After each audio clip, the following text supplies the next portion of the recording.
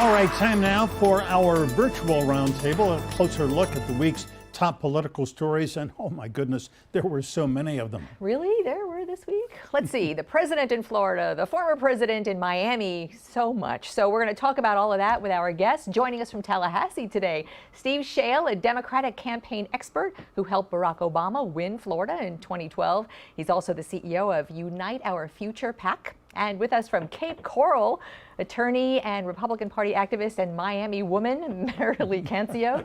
You may have seen her in recent TV ads for Donald Trump. Hi, everybody. Great to have you. Welcome. We're glad you're here. Steve Schale, great to have you. Great to have you on the program. Let me begin with a question for you. I have been following the postings from Hawkfish. You are associated, of course, with that. That is a tech site that looks at and analyzes voting so far. And bottom line, at this moment, it shows you believe that Joe Biden is ahead in Florida with the votes counted, the votes that you can sort of project by roughly about 500,000 votes. But that number is going down, is it not? Well, what's interesting, I mean, so, you know, the first thing, Michael, we're seeing people vote in ways they've never voted before. I mean, the amount of vote by mail, for example, Republicans voting in person early, we're seeing voting trends change before our eyes. There's no question if the election stopped right now, Joe Biden would win Florida very easily.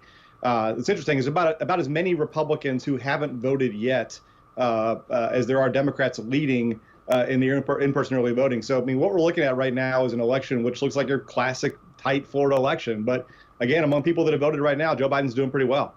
You know, that's a real flip-flop, too. And we all watch that happen from year to year, that now Republican voters are the ones not going to the mail-ins, but going to the in-person voting.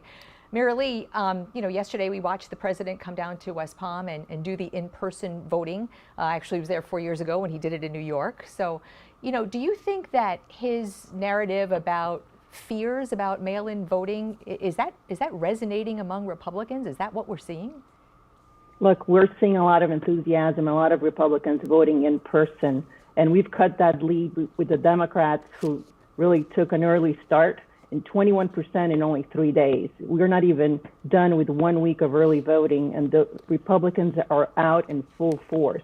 And what we're seeing, that we've had 1.6 million more Floridians registered to vote.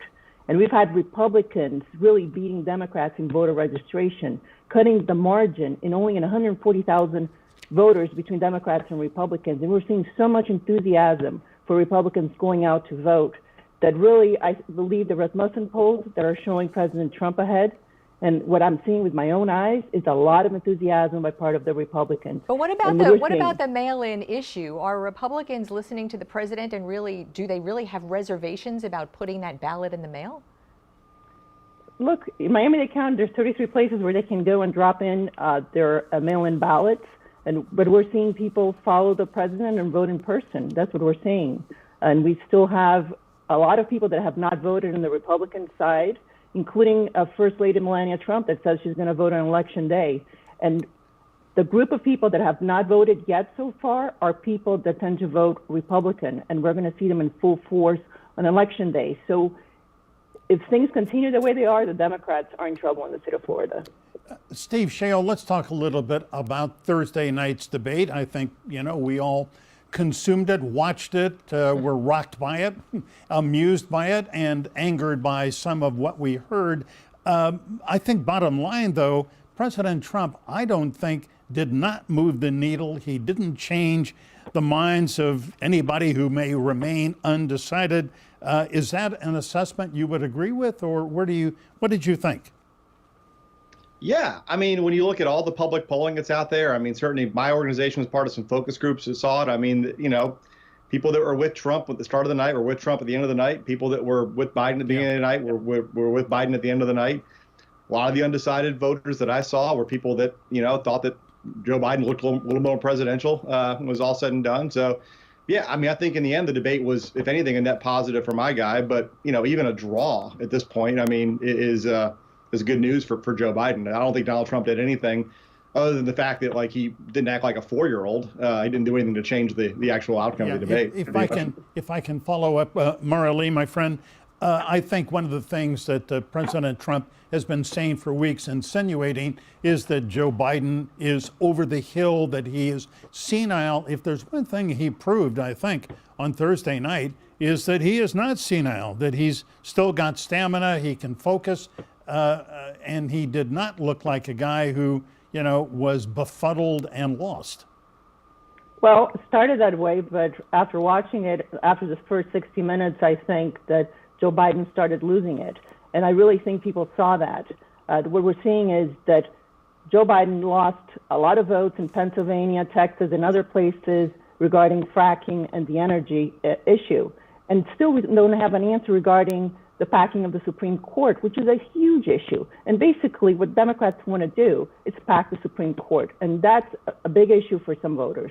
You brought up the energy part of the debate. Steve, I really want you to address, there is so much talk this week among Republicans really zeroing in on Vice President Biden's answer about transitioning away from oil and gas. And, his answer was about being very positive for a future of clean energy. But perhaps the way he said it really allowed his opposition to raise warning flags to anybody not only interested or invested in energy, but wide swaths of Pennsylvania and the Northeast and in states and Texas where that is the major industry. Address that, if you would.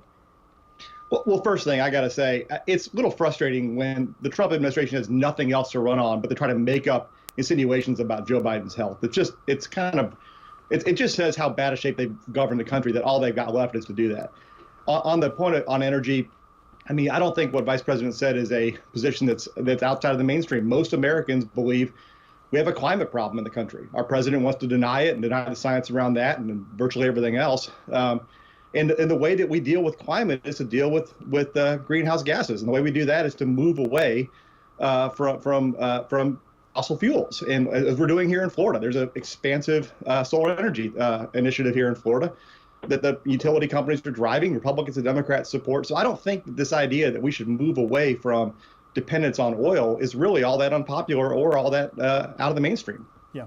If we can, let's move on to the subject of health care. I think one of the key topics here in this race, nationally, locally as well. President Obama, former President Obama, was in North Miami yesterday. He talked about it. Let's run a little bit of what he had to say. Miami-Dade has the highest enrollment of any county in Florida. Florida has the highest enrollment of any state in America. Nobody has a bigger stake in making sure those protections stay in place than folks right here in Florida. Well, Marili, let me ask your reaction, because I think the president, former president, has really hit on a hot button issue, which is President Trump, has talked for almost 4 years about his own health care plan with pre-existing conditions covered, but we have yet to see it. Look, the best thing that President Trump has done was to eliminate the individual mandate. The mandate was a tax if you chose not to have that wonderful Obamacare insurance plan that had huge deductibles. What we've seen since President Trump eliminated that is that premiums have decreased. And giving people more choices is what decreases the premiums for health care. We've seen how drug prices have come down.